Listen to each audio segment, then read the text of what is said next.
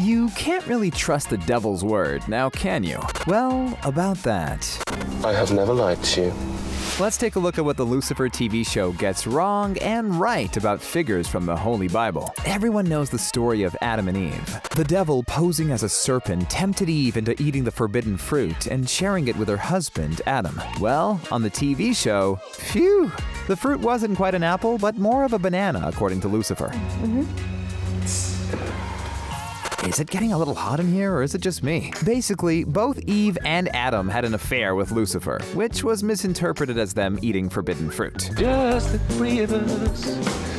Apple, banana, you know how these things get lost in translation, right? But it doesn't end there, because when Eve arrives back on Earth, she rekindles her relationship with the unholy one, getting back to her sinning ways. It's certainly a much more drastic change to these characters than some of the others on the show, as it plays around with many sexual metaphors and doesn't turn down the opportunity for a good innuendo. At the same time, it's kind of funny to see Lucy explain what actually happened in the Garden of Eden and give a new spin to this commonly told story.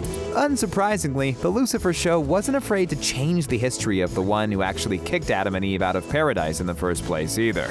You know who we're talking about, right? God is still seen as the almighty and omnipotent being in Lucifer. However, unlike in the Bible, he's only the co-creator of everything here. Like Paul and John were necessary for turning the Beatles into what they were, his ex-wife, the goddess, was also an important collaborator in making the universe the reality it is. As powerful as they still are, they're only supporting characters in the Lucifer TV show, letting their baby boy, Lucy, take up most of the screen time. But now, here's the thing. Nowhere in the Bible is there any mention of God having a wife, or even being divorced. Because is that even allowed in heaven? I mean, you aren't able to get divorced without a lawyer, and we all know that those peeps all head down south when the Grim Reaper comes calling. Oh, yeah. Kidding. Also, why would you want to leave heaven to come down to Earth? Sure, maybe Los Angeles is the closest you can get to paradise on this floating rock, but it's still as hot as hell. And yes, that pun was completely intentional. Anyway, God and Goddess might feel a little hard done by in this adaptation, but hey, at least the Bible treats one of them as the leading star of the show. And we can't forget about the rest of the godly family, especially the curious case of Amendadiel. Lucifer's big brother is quite the conundrum for two reasons. One, he's nothing like his sibling and is pretty loyal to God. And two, he's nowhere to be found in the Bible. Interestingly, most of Amendadiel's characteristics can be found in the descriptions for the angel Michael. As you all know, Michael actually does make an appearance in Lucifer, but he's also nothing like the winged individual recognizable from the Holy Bible. He's like a serious major departure from what we know. So, in this instance, the creators of the show did some surgery on the characters, cherry-picking the qualities they wanted and didn't want them to have. It's difficult to argue with their decisions, though, especially since someone like Amendadiel has become such a pivotal part of the series. Honestly, can you imagine Lucifer being such a success without his presence? It's good that I'm here. No? Even if he isn't strictly real per se, the show would be much poorer if he hadn't been included. Who knows, maybe there was an Amendadiel that actually existed at some point in history. But he just didn't like the limelight and asked for his name to be removed from all documents mentioning him. Let's just believe that instead, okay? Of course, we also need to take a closer look at our main man, Lucifer. Look, both in the Bible and on the TV show, he is depicted as the ruler of hell. He's a powerful being who normally uses his influence for nefarious and delightfully naughty purposes. I mean, he is the devil after all, and possesses a forked tongue. Yet on the show, Mister Morningstar occasionally does some good.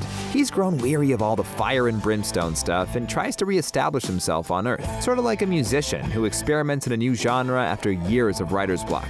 In the Holy Book, however, the fallen angel is anything but good. He's literally the embodiment of evil, where everything he does is to stick it to God and create unbridled chaos among humanity. Basically, he's one bad dude who doesn't care about anyone else and is determined to set the world on fire. Yes, exactly like a Twitter troll. You see, the devil never received a redemption arc in the Bible, as he was deemed beyond salvation or even hope. However, in the series, it's crystal clear that Lucifer is something of an anti-hero. He raises hell, but deep down, he's still a good guy that people can rely on and look to for help when they need to. People like DELILAH, another famous and controversial biblical figure.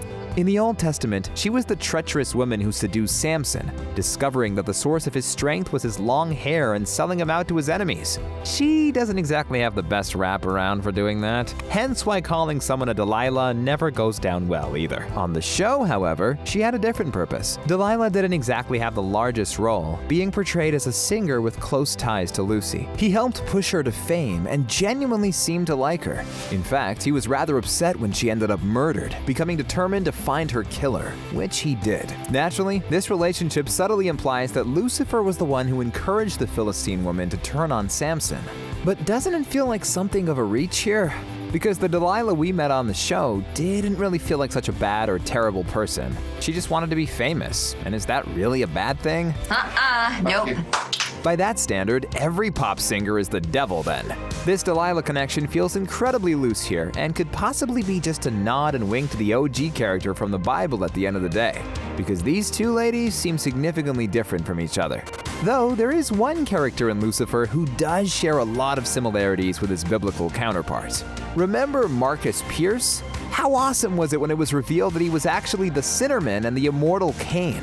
No, not the big red machine from the WWE. Cain, the world's first murderer and son of Adam and Eve.